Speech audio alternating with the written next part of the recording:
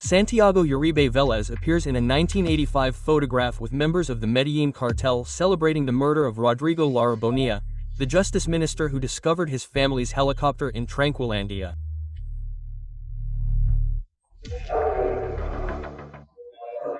And this photo that I think is important about these events shows several members of the RS at the top of the hill in 1985, apparently at a fair. The photo is important for the following reasons. In the photo, the first one, in my case, on the left, looking at him from the left, is Fabio Chiva Vasquez. In 1985, he was a pure drug trafficker. They had already killed Minister Lara Bonilla. Their names were already known to the national public. What's more, they were better known than Pablo Escobar. He became famous later, and the other one who was there, small, at the other end laughing with a drug trafficker, is Santiago and the baby. How come there's no question here? What was going on in this family that they would hang out with drug traffickers and have their photos taken at a time when the entire Colombian state, after the death of Justice Minister Lara Bo, had already declared a crackdown on these types of people?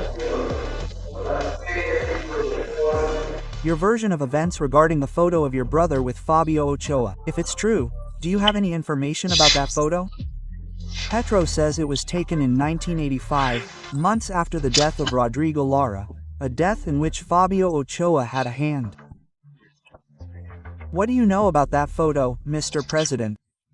My brother Santiago gave you a response yesterday. I think to W he doesn't deny the photo. My brother Santiago is a frank, spontaneous man. There's a hidden truth at the heart of Uribism, a truth that stains his lineage. The blood of drug trafficking and paramilitarism runs through his veins. It's not a coincidence, it's a pattern. Today we present the top 10 family tragedies of Uribism with organized crime. From the Ramirez and Tober to Guarin and Pinchin. Politicians who, upon rising to power, forgot to mention their relatives convicted of drug trafficking, female chamber presidents, senators, vice presidents, names who held power, while their fathers, brothers, and husbands were accused of murder, being Escobar's frontman, and conspiring to conspire in drug trafficking. We cannot forget José Obdulio, Pablo Escobar's cousin. Coincidentally, his brothers also laundered money for the Medellín cartel, but the root of this family tree, the origin of this tragedy, takes us directly to the central figure, the unspeakable Matarif himself, his father a member of the Medellín cartel, his brothers Santiago and Jamie Alberto with direct ties to drug trafficking and paramilitary groups. A blood connection is this. This is the truth that they forgot to tell you in their campaigns. The complicit silence that allowed them to rise to power while the country ignored their true origins. This documentary is not just a list, it is the true face of a political movement, evidence that the crime was not an accident, but a fundamental part of their rise to power. And this shocking truth is possible thanks to the courage and rigor of journalists from the New Press, authors of this devastating investigation. It is time for the truth to come to light. Help me unmask this criminal lineage. Subscribe, share this video and give it a like. Let impunity not win.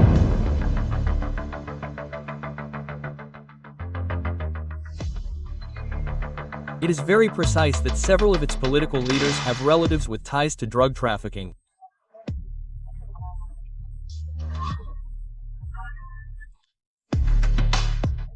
This phenomenon has been discovered thanks to the revelations of independent journalists who investigate the powerful.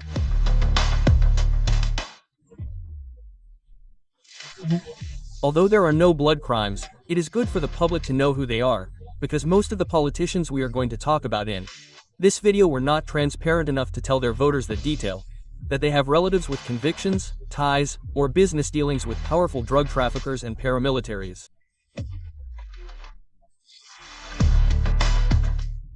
We present the top 10 family tragedies of Uribism. Family tragedy number 10, that of Chiro Ramirez Jr. This politician from Boyacá inherited all the power from his father's clan in that department, the former conservative senator Chiro Ramirez Pinzón, who was convicted of receiving the support of the narco paramilitaries of the Central Bolivar bloc to get himself elected as a congressman in 2002 with one of the highest votes. Now his son occupies Sacural as a member of the Democratic Center. Ramirez Jr. was a representative to the Chamber for Boyaca for the period 2014 to 2018 and is currently a senator. In 2007, Chiro Ramirez Pinzon became the first congressman from President Álvaro Uribe's party to be investigated for paramilitary activities for drug trafficking purposes. In 2011, the Supreme Court of Justice found him guilty of conspiracy to commit crimes and promoting paramilitary groups and sentenced him to 7.5 years in prison. The criminal chamber of the court imposed a fine of 3.4 billion pesos to compensate his victims. Following the last presidential elections in 2018, the media outlet Boyaca 7 Dias published a series of interviews, including one by Chiro Ramirez Jr., in which he points out that his father is a political role model and example for the country, far from using social sanctions as punishment for impunity. Family tragedy number 9, that of Jorge Forti's son.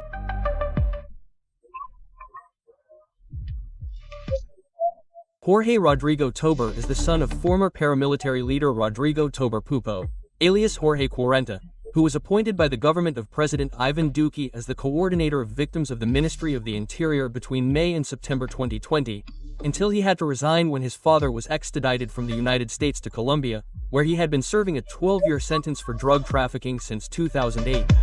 Tobar's appointment to Human Rights and Victims Affairs generated all kinds of criticism from the relatives of the victims of the Northern Bloc of the United Self-Defense Forces of Colombia, whom Jorge 40 ordered to be executed left and right.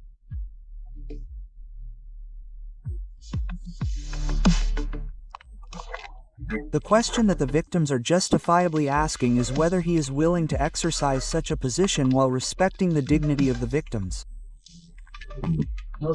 I do not know if the appointment of Jorge 40's son to the coordination of victims of the Ministry of the Interior is a mistake or a provocation. According to figures from the National Observatory of Memory and Conflict, Jorge 40 is responsible for 20,332 acts of victimization. This man is the mastermind behind 333 massacres that occurred in the departments of Atlántico, Cesar, Magdalena, and La Guajira between 1996 and 2005, leaving a total of 1,573 victims.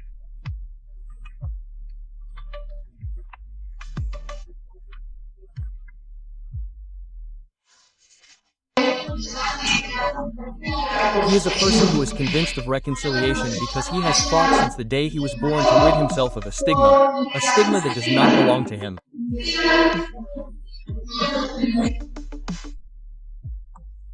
Jorge 40 was accused by the former head of DARID, Rafael Garcia, of planning the electoral fraud that was carried out for the legislative and presidential elections of 2002. The paramilitaries obtained 337,085 votes for candidate Álvaro Uribe Vélez, which allowed him to beat the other candidate Horacio Serpa in the first round. I tell this whole story in the first chapter of the book Chuzadas, 8 Years of Espionage and Barbarity. A fraud that had the decisive participation of characters from the registry. What this program does is upload the voter database. We already did it with 3 departments, but the program can do it with the entire country if necessary, and what it does is list the names of the voters for each table. The official documentation that the registry issued at that time does not include the names of the voters. That is why you see Enrique Osorio saying, the names of the voters are needed to be able to impersonate them. So, the jurors take and impersonate the voter, that is, the presence of the voter is not required, right? The Jorge 40 program had it, Enrique Osorio had it, I had it too. The registrar at the time was Ivan Duque Escobar, father of the current president Ivan Duque Marquez. Family tragedy number 8, that of Santiago Valencia Gonzalez. Democratic Center Senator Santiago Valencia belongs to one of the most traditional conservative families in the Antioquia department. He is the son of former Minister of the Interior and Justice, Fabio Valencia Cosio, one of Álvaro Uribe's most important allies in Antioquia. Santiago Valencia is the nephew of the former director of the Medellín Prosecutor's Office, Guillermo Leon Valencia Cosio, who has 2 convictions for links to drug trafficking. In 2011, Valencia Cascio was sentenced to 15 years in prison because the prosecution confirmed that he received juicy gifts from Don Mario's criminal gang in exchange for removing drug lords from the most wanted lists. And according to the facts that were the subject of this trial for the crimes of aggravated conspiracy to commit crimes, suppression, destruction, concealment of a public document, and illicit enrichment of a public servant.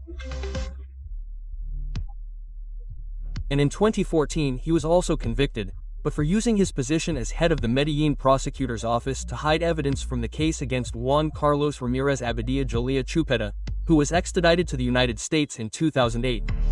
Family tragedy number 7, that of Counselor Rafael Guerrero. One of the hitmen who participated in the assassination of the president of Haiti is the first cousin of the presidential advisor for national security to President Ivan Duque, Rafael Guerrero. 2 days after this assassination, Guerrero released a statement in which he said that his father had confirmed his relationship with the former military man captured in Port-au-Prince. Guerrero said that he does not know or have had any dealings with that person.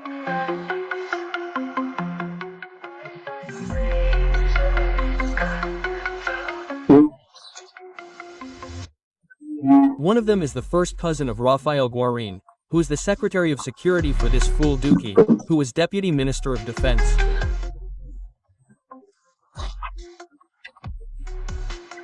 Who can believe a former Deputy Minister of Defense that when he was in that position he did not know that a first cousin of his was a professional soldier?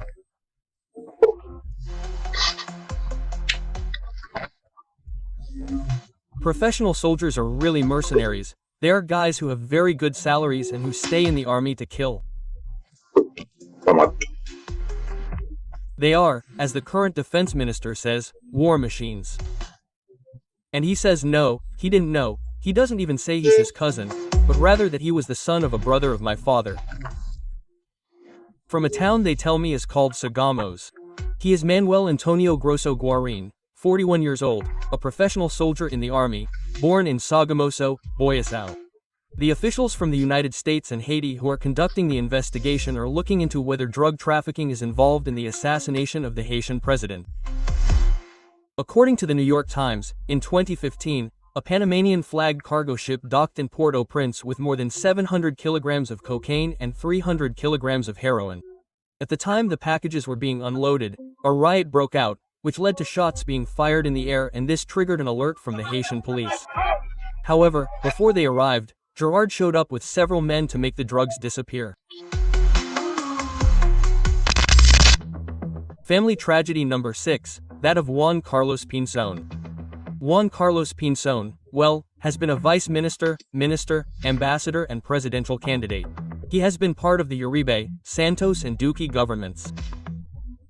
While aspiring to the high public positions he has held, he has never warned the public about his relationship with Jorge Eliezer Bueno Sierra, sentenced to life in prison in the United States for drug trafficking.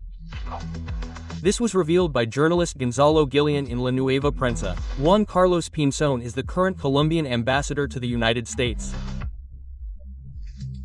His uncle was captured while transporting a shipment of half a ton of cocaine by sea bound from Miami in September 1993. The sentence was confirmed in the second and final instance.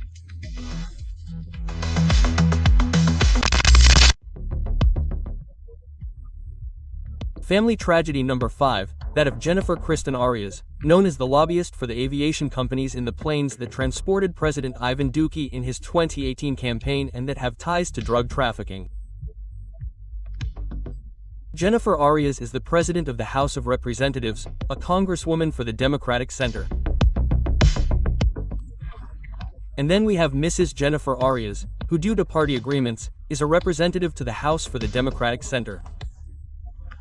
In the Department of Meta, she is the president of the House of Representatives.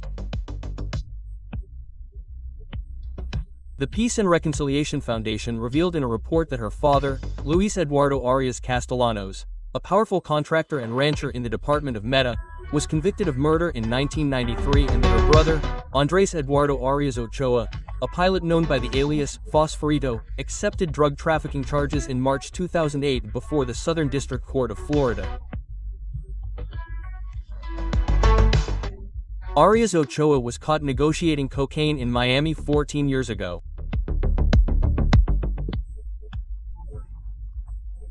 What is known in this investigation is that, basically, Mrs. Jennifer Arias, her brother was convicted of drug trafficking, her father was convicted of murder, lobbied for aviation companies, some of which were investigated for money laundering, but, above all, she lobbied for the declaration of the status of humanitarian flights.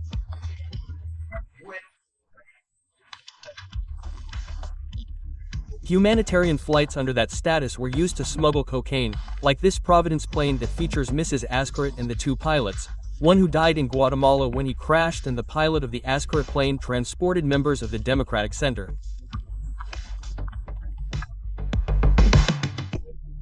All these facts were kept hidden until Perez brought them to light.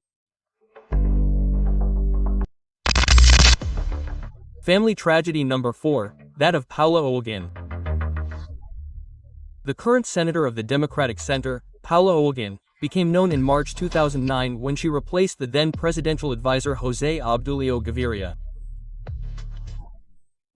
Paola Holguín and José Obdulio Gaviria not only share the fact of having been advisors to Álvaro Uribe and senators of the Democratic Center, their two families are directly related to the Medellín cartel.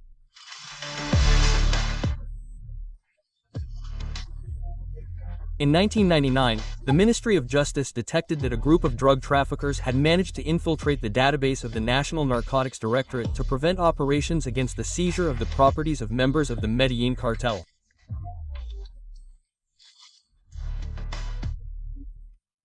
The justice system identified that evidence was disappearing from case number 31402, in which a man named Frank Holguín Ortiz was mentioned. Frank Holguín is the father of Senator Paola Holguín and one of Pablo Escobar's front men.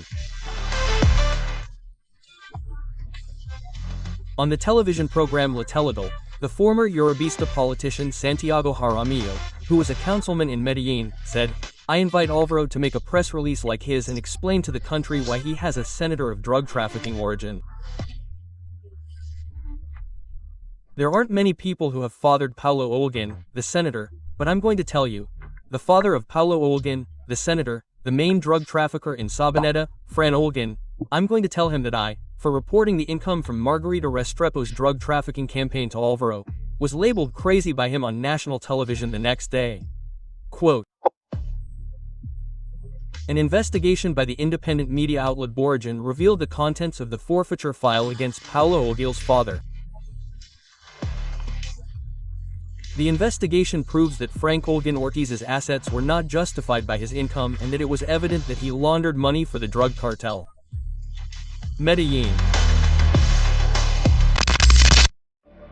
Family tragedy number 3, that of Marta Lucía Ramírez. It was Vice President and Foreign Minister Marta Lucía Ramírez who coined the phrase family tragedy. To refer to the links between relatives of politicians from the Democratic Center and political allies of former President Álvaro Uribe and drug trafficking. My family, like unfortunately so many others in Colombia, regardless of social class, experienced a tragedy 23 years ago, in 1997, when one of my brothers, at a very young age, got involved in an easy business and was consequently accused and convicted of conspiracy to traffic drugs.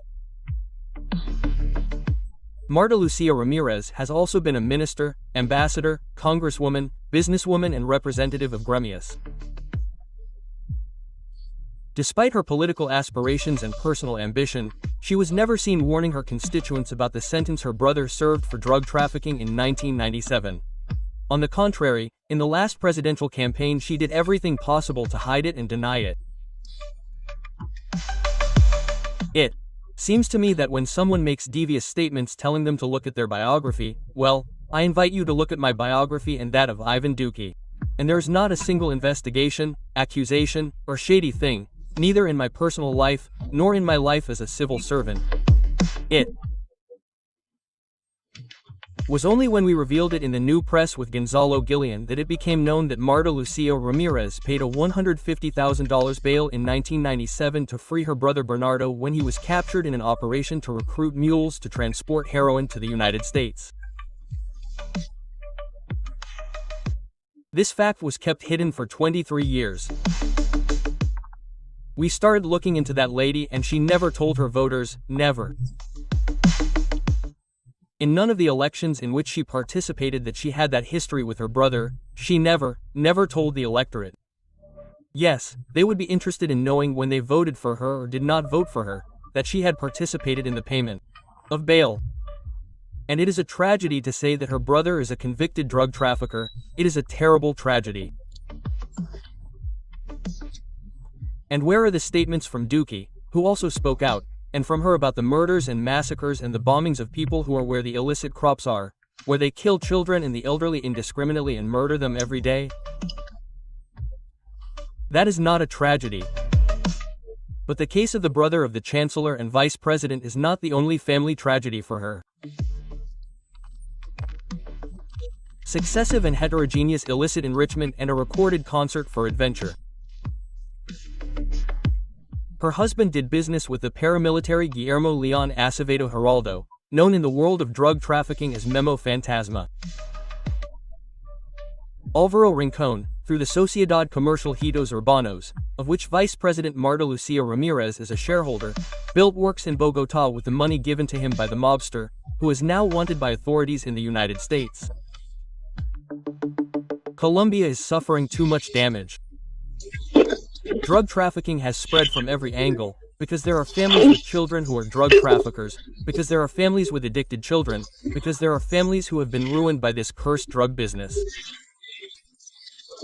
And what I want most is for all the people involved in this business to be held accountable before the law. Julio. The British Jeremy McDermott is the author of this investigation. Family tragedy number 2, José Obdulio Gaviria Vélez. Senator José Obdulio Gaviria is not only the cousin of the top boss of the Medellín cartel, Pablo Escobar Gaviria, but within his own circle of brothers there is a direct relationship with drug trafficking.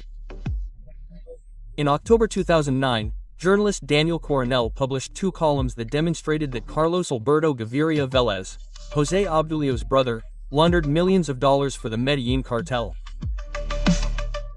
He did so through deposits in banks in Switzerland, Luxembourg, England, the United States and Colombia. The money came from one of those accounts that the mafia used to pay for the murder of Guillermo Canhuizaza, director of El Espectador. Mr. Carlos Alberto Gaviria Vélez, brother of Senator José Obdulio Gaviria. Let's see who has to hide here.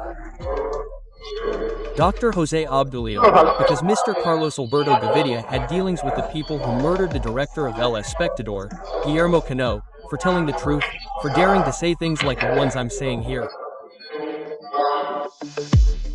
Carlos Alberto was a partner of Luis Carlos Molina Wipes, a money changer for the Medellín cartel, convicted of that murder. Former President, Saturday marks 30 years since the murder of Guillermo Cano, and I wanted to ask you if you are willing to testify at the prosecution's office about your connections with Luis Carlos Molina, which the Guillermo Cano family has requested. 2 other brothers of José Obdulio, Luis Mario and Jorge Fernando, were imprisoned in the United States for drug trafficking in 1983. Luis Mario Gaviria, who was imprisoned in a Miami jail, was an official of the agency Presidential Secretary for Social Action in the government of Álvaro Uribe. And Jorge Fernando Gaviria Vélez studied aviation and worked in the mayor's office of Sergio Fajardo in the Peace and Reconciliation Program to provide psychosocial support to the paramilitaries of the Cacique Notivado bloc. One is Jorge Fernando Gaviria Vélez, current Director of Reincorporation and Peace of the Secretariat led by Gustavo Villegas. He was his closest collaborator. The other brother of the senator is Diego Alejandro Gaviria Vélez, who is currently the lawyer for the former guerrilla Mariano Humberto C., also captured this week as the liaison between the mayor's office of Medellín and the criminal gangs. Both participated in the meetings where members of the mayor's office of Medellín and delegates of the criminal gangs studied the project of peace managers for which they accused Gustavo Villegas of conspiracy to commit a crime because, according to the prosecution, he sought the freedom of leaders of the Envigado office. The controversial José Obdulio Gaviria. Well, let's define that as controversial. A person who throws out ideas and is able to debate them against people who don't debate those ideas, but instead say, "You're that guy's cousin, brother of that guy, relative of that guy," but they're never able to confront him with ideas.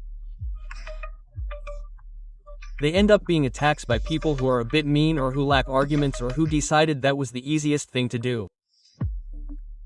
We're going to denigrate the other, we're going to talk badly about the other, but Jose Obdulio, whether or not he has relatives who have been crooks, well, the question should be, who in this country or on the planet doesn't have a relative who is a crook? In June 2018, during a hearing on the alleged vote buying for the congressional campaigns of Margarita Restrepo and Jose Obdulio Gaviria of the Democratic Center, another brother of the senator appeared. This was revealed by Noticias. 40,000 pesos were paid for a motorcycle and 80,000 pesos were paid for a car, and the candidate was there in the entire caravan. We were also there with candidate Jose Obdulio. Coincidentally, the news camera one searched the door of the courtroom where charges were brought against Alejandro Cuartas and two other women from the campaign, Diego Alejandro Gaviria, brother of Senator Jose Obdulio Gaviria. Family tragedy number 1, Álvaro Uribe Vélez.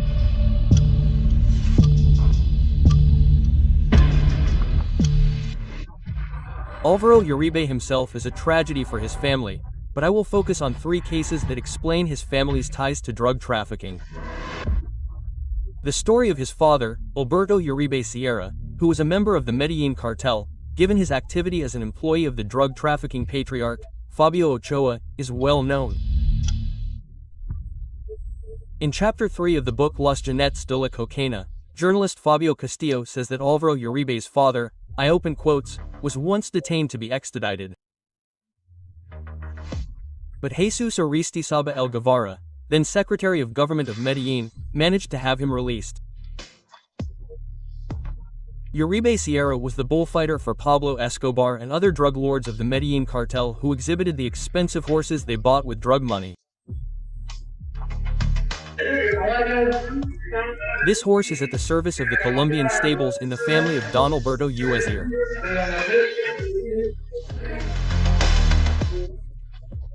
Drug trafficker Fabio Ochoa paid tribute to him and his son Álvaro in his book My Life in the World of Horses.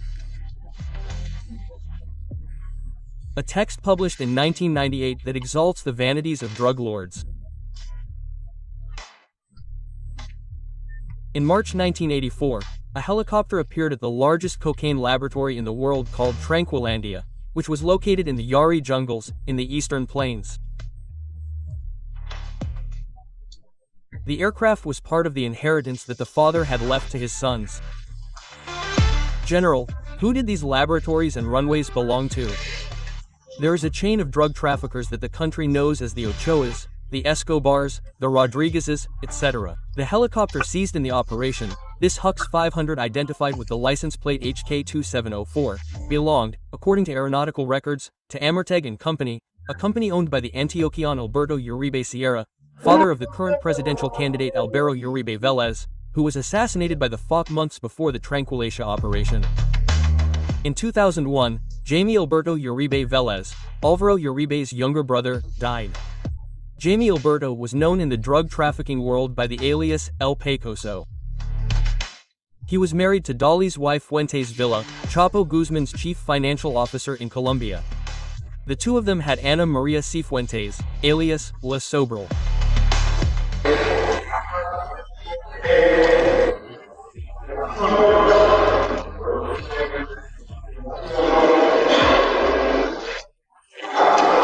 Álvaro Uribe said that, the relationship, because Dolly's wife Fuentes had a romantic relationship with Álvaro Uribe's brother, Jaime Alberto.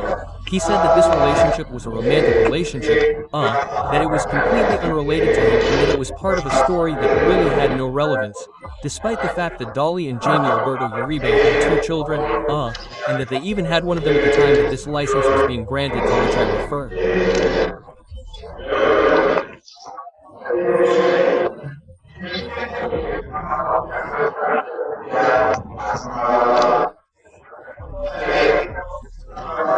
In other words, it was not in any way something unrelated, as former President Uribe says, but on the contrary, it was a family relationship and a relationship in which commercial ties also began to be established.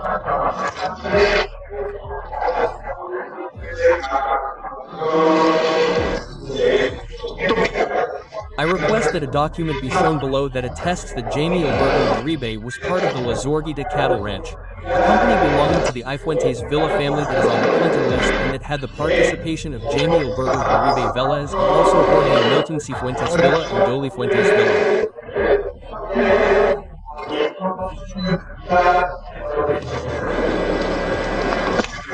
But there is more between the Ifuentes and the Uribe Vélez families.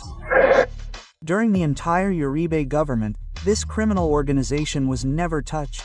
It was absolutely protected. It was the criminal clan that received the most protection from the government during the Uribe era. It was the Fuentes Villa clan, which is his political family. Dolly Fuentes' wife Fuentes is the mother of Ana Maria Uribe Cifuentes, niece of former President Álvaro Uribe. Her father is Jamie Alberto Uribe Vélez. The mother and daughter are wanted in the same North American investigation. The freckled one was the link between Medellín and Sinaloa. In 1986, he was arrested by troops from the Army's 4th Brigade because calls to Pablo Escobar were recorded on his radio. Álvaro Uribe's other younger brother who is facing a family tragedy is his brother Santiago. Santiago Uribe Vélez faced trial for conspiracy to commit crimes and homicide after being accused of forming the paramilitary group Los 12 Apostles. According to the prosecution, 533 people were executed on his orders. I am informing you that you are currently being captured. The investigation into Santiago Uribe has been going on for 20 years. 3 years ago, the testimonies of a police major and a peasant refugee in Europe emerged, who claimed that Álvaro Uribe's brother formed the paramilitary group Los 12 Apostles, linked to numerous crimes in the 90s. Santiago Uribe Vélez appears in a 1985 photograph with members of the Medellín cartel celebrating the murder of Rodrigo Lara Bonilla, the Minister of Justice who discovered his family's helicopter in Tranquilandia.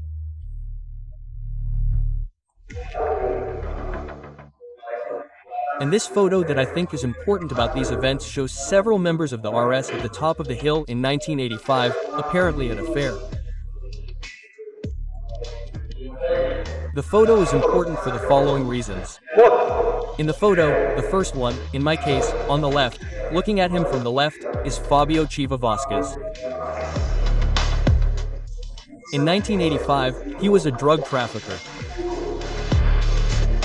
They had already killed Minister Lara Bonilla. Their names were already known to the national public.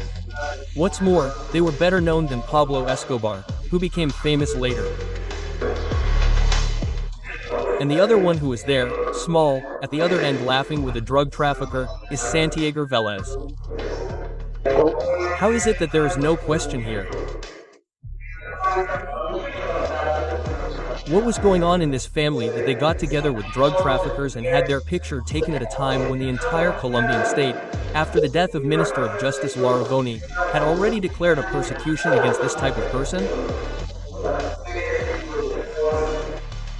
Your version of the photo of your brother with Fabio Ochoa. If it's true, if you have any information about that photo, Petro says it was taken in 1985, months after the death of Rodrigo Lara, a death in which Fabio Ochoa had a hand. What do you know about that photo, Mr. President? Santiago, my brother, gave you an answer yesterday. I think to W he doesn't deny the photo. Santiago, my brother, is a frank, spontaneous man. This is the top 10 of Uribe's family tragedies.